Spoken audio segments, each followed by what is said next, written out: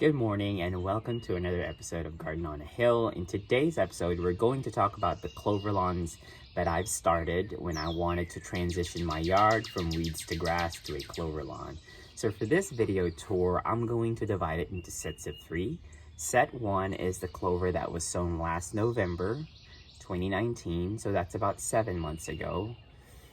Next set would be set 2, the third week of March 2020, so about 3 months ago. And then the last set 3, would be the one sown in April.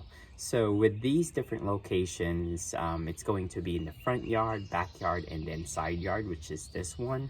I was experimenting on 2 things. One, location, sun, shade, and then the water that it gets. Number 2 is if I sow, what is the best time to sow in the year. So in this video of these sets, I hope you learn something from it, and I'll describe as much as I can as I go through these areas. Let's go. So we're gonna call this area first set 1. This was sown last November 2019, fall 2019. And as you can see, this is the progress for it. This is now on its 7th month, and we have a good amount of clover. Starts from that top where those strings are and down to here. So as you can see, if I zoom in, they have flowered and they're about, I would say, 6 to 8 inches high. I'm intentionally leaving them tall here because I do have a vegetable garden right next to it, and I wanted to make sure they flower and they attract pollinators, so I didn't want to cut them down. So to give you a comparison in scale, this is how it looks like eye level. So it's about 6 to 8 inches. It's over the pavers at this point. So if you look through this, what you can see is it's very full. When we started this project, we had built the deck, built the beds. So this entire area was barren, and I'm gonna show a video or a photo right next to this on how this all started. There was nothing here because everything was basically removed when we started this batch.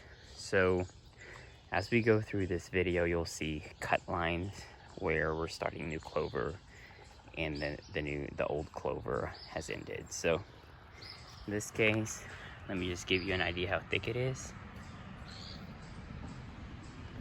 And this is the clover that was started November 2019. So this was all mowed probably twice, but last mowed about, I would say, 2 months ago. This, also part of set 1, was also sown November 2019. So this one got more of a continuous mowing, probably mowed 5-6 times since it got established. And as you can see, this one has more flowers. So the backyard has full sun. This one has partial sun, but it did get more flowers here, and I'm not sure if it's because of the mowing. But this was mowed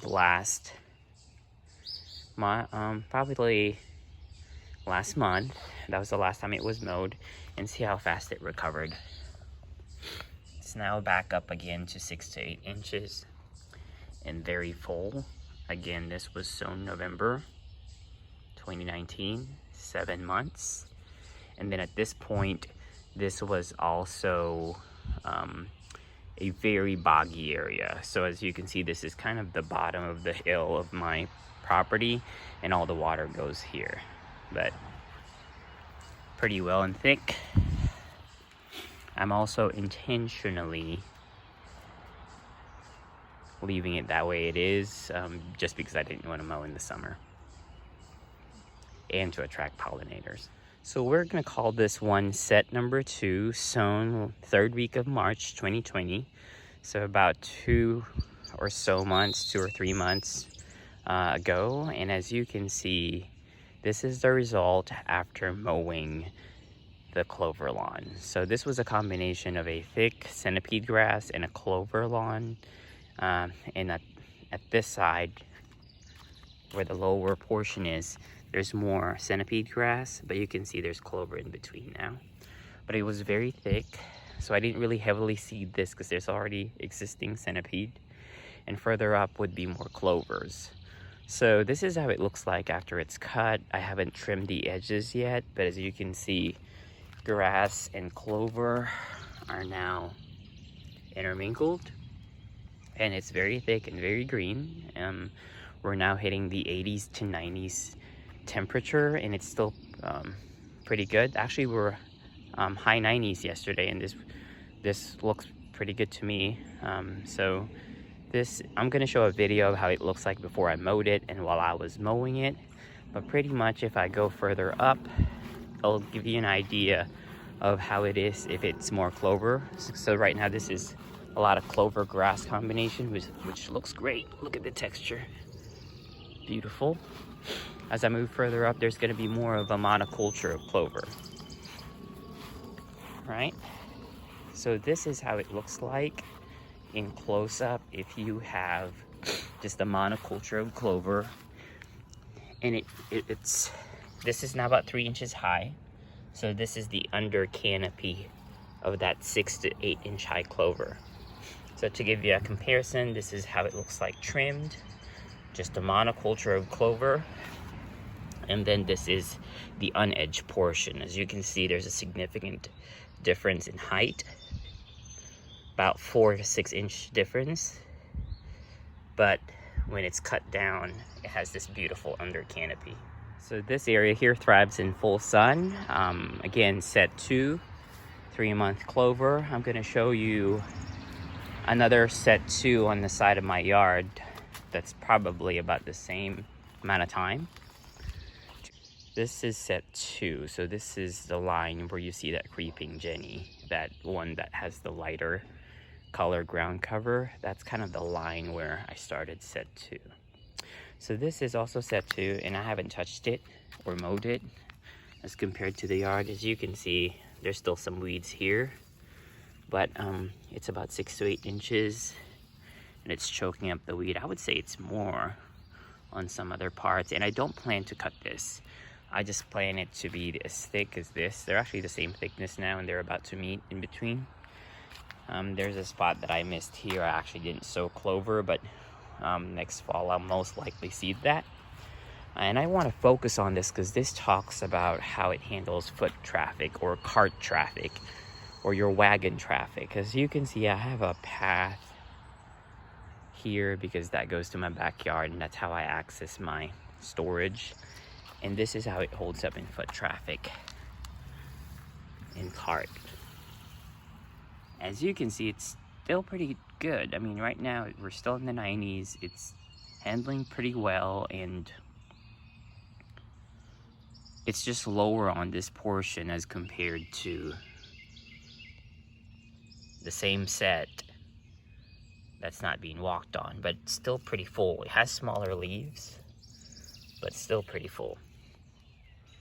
Okay, we're moving on to set 3, and I'm going to show you where it is. It's pretty obvious. So this is set 3. This was sown April 3rd week, so about a month right now. And this is how it looks. I'm zooming in, and you can see all the clover. And interseeded this one with actual fescue. So in comparison, that is the November sown clover. You see where it starts and stops. Very happy on the result. It actually took pretty well. As you can see, everything has been germinating. I would advise not to step on this until it gets full. That's why I have stepping stones here lined up, because you don't want to stagnate the growth or kill the plant, as similar to any grass or any other ground cover that you wish to start. What have I learned from this experiment ultimately? This would be my best tip. I suggest one, grow it in the fall, October, November if you're in zone 7B. Maybe a different time when it depends on your zone, but I'd suggest fall. I'd suggest prepare the soil. So in my case, do a soil test and get the pH level to where it needs to be. Clover does tend to like acidic soil or neutral, not alkaline. So it does like clay, acidic soil, or neutral. Both are fine because I've tested several parts of my garden and they grew pretty much everywhere. They like sun or shade, it doesn't matter. So after you get the soil test, it doesn't matter where you place it, on sun or shade. Scarify the soil or aerate the soil. In different parts of my yard, I use different methods, but on this side yard, I didn't have a scarifier before, so I actually just mowed it down to the ground, about 1/2 inch, as low as you can go with your mower, raked it up, and then had a pitchfork to basically aerate the soil. But I can't do that for my entire yard. So in the last April sown clover, I actually invested on a scarifier. You can buy them at Home Depot.